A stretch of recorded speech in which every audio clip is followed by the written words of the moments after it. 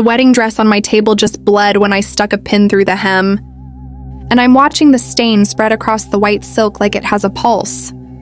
My name is Alicia, and I work as an overnight alteration seamstress at Forever White Bridal Boutique. I've been doing this for 12 years, working the night shift because the pay is better and because I love the quiet solitude of working with beautiful gowns while the rest of the world sleeps. There's something almost sacred about preparing a dress for a bride's most important day, perfecting every seam and stitch so that when she walks down that aisle, she feels like the most beautiful version of herself. I've altered thousands of wedding dresses, lace, satin, tulle, organza. I know every fabric, every stitch, every technique. I've hemmed gowns for brides who could barely contain their excitement and let out bodices for brides dealing with last-minute pregnancy surprises. I've repaired torn trains and reinforced delicate beadwork.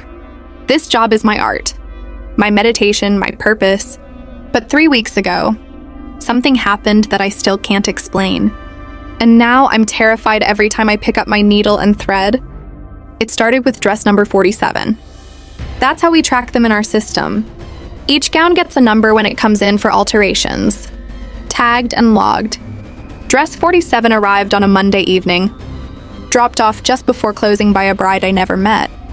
The boutique owner, Mrs. Chen, handed me the intake form with the bride's measurements and alteration requests. Standard stuff. Take in the waist 2 inches, hem the length, add a bustle for the train. But when I unwrapped the garment bag and saw the dress, I felt something strange in my chest. Like a flutter of anxiety, or maybe recognition, though I'd never seen this particular gown before. It was stunning, vintage style, probably from the 1930s, with delicate ivory silk and intricate lace overlay, hand-sewn beadwork across the bodice.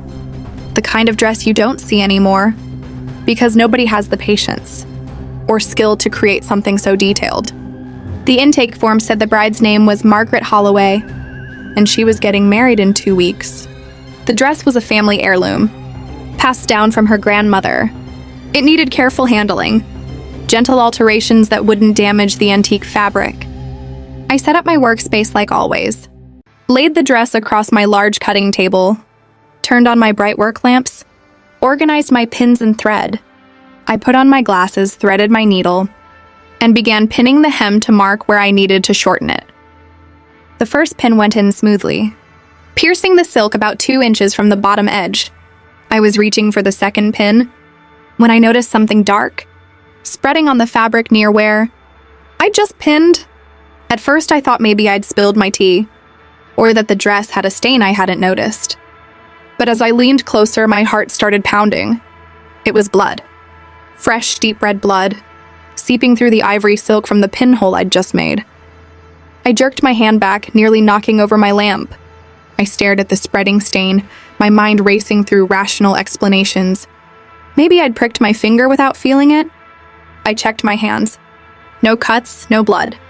Maybe the fabric had been stained previously and the moisture from my workspace was bringing it out, but the color was too bright, too fresh, too wet.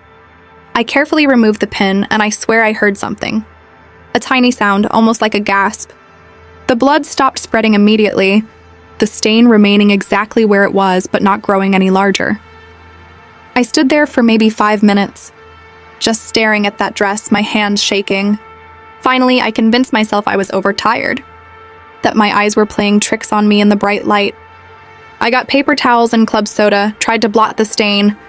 It came up easily, too easily, leaving no trace on the silk, like it had never been there at all. I should have stopped. I should have called Mrs. Chen, told her something was wrong with the dress. But I didn't want to seem crazy. Didn't want to lose a client over what might have been my imagination. So I took a deep breath, picked up another pin, and continued working. The second pin I inserted, the dress bled again. More this time, a larger stain spreading from the puncture point. And this time I definitely heard something. A whimper, soft and feminine, like someone in pain. I dropped my scissors and stepped away from the table. The dress just lay there, blood seeping from 2 pinpoints, and I could feel my breakfast rising in my throat. This wasn't my imagination. This wasn't a stain or a trick of the light. This dress was bleeding like it was alive, like it was feeling pain. I ran to the bathroom and splashed cold water on my face, trying to calm down, trying to think. When I came back 10 minutes later, the blood was gone again. The dress looked perfect, pristine, no trace of what I'd just witnessed. I couldn't work on it anymore that night. I carefully hung it back up, placed it in a corner away from my other projects, and spent the rest of my shift working on other gowns, trying to forget what I'd seen. But the next night, I had to face it again. Mrs. Chen had called the bride to confirm the fitting appointment, and Margaret Holloway was coming in 3 days. The alterations needed to be done. I had no choice. This time, I approached the dress differently. I spoke to it, which sounds insane, but I did. I said, I need to alter you. I need to make you beautiful for Margaret's wedding. I'm sorry if this hurts, but I promise I'll be as gentle as possible. I picked up my needle, said a small prayer, and inserted the first pin. The dress bled immediately, but less this time. And I heard a voice clear as day whisper, "Please help me." I nearly fainted. I grabbed the edge of my table to steady myself, staring at the dress. "Who are you?" I whispered back. The voice came again, strained and desperate. "Catherine." My name was Catherine. I wore this dress. I died in this dress. My hands were shaking so badly I could barely hold my needle. "Catherine? Are you trapped in the dress? Are you a ghost?" I don't know what I am anymore, but I can feel everything. Every pin, every stitch. I've been here so long. So many brides have worn me, and I feel all of it. The happiness, the fear, the hope. But also the pain when seamstresses alter me, cut me, change me. I'm part of this fabric now. I am the dress.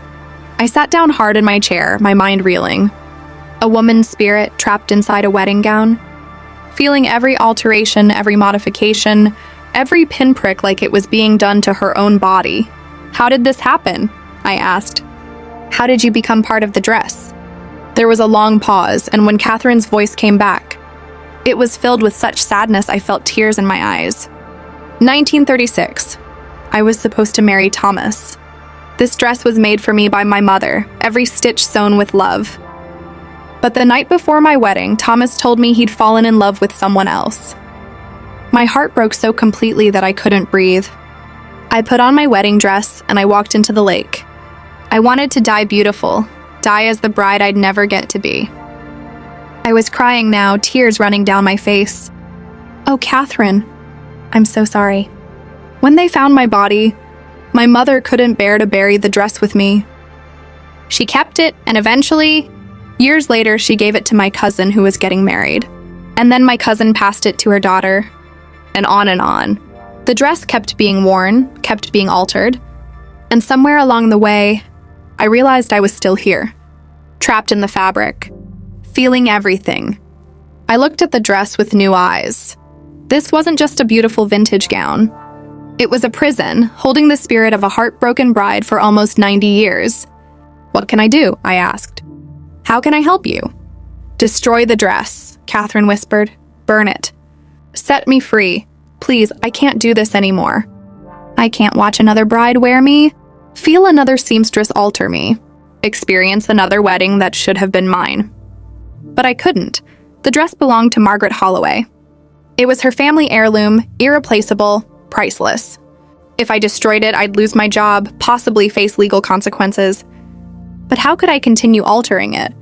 Knowing every pin I inserted caused Catherine pain, I made a decision that night. I would complete the alterations as quickly and carefully as possible, using the absolute minimum number of pins and stitches necessary.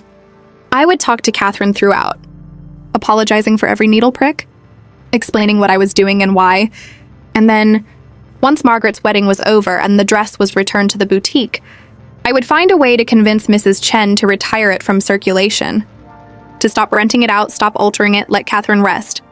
I worked on that dress for 3 more nights. Each time I stuck a pin through the fabric, it bled and Catherine gasped or whimpered. Each time I sewed a seam, I felt the dress quiver beneath my fingers. But I kept going, kept apologizing, kept promising her that soon this would all be over. Margaret Holloway came in for her fitting, and she looked absolutely stunning in the dress. She cried happy tears, said it was perfect, said she felt connected to all the women in her family who had worn it before. I smiled and congratulated her, but inside I was thinking about Catherine, trapped in suffering, watching another bride prepare for the happiness she never got to have. The wedding happened last Saturday. Margaret returned the dress on Monday, and it's hanging in the back room right now. Mrs. Chen wants me to clean it, make any necessary repairs, and prepare it for the next bride in the family who might want to wear it. But I can't do it. I can't put Catherine through that again. So tonight, after my shift ends, I'm taking the dress. I'm bringing it somewhere private, somewhere sacred, and I'm going to burn it. I'm going to set Catherine free, even if it costs me everything. She's waited 90 years for peace.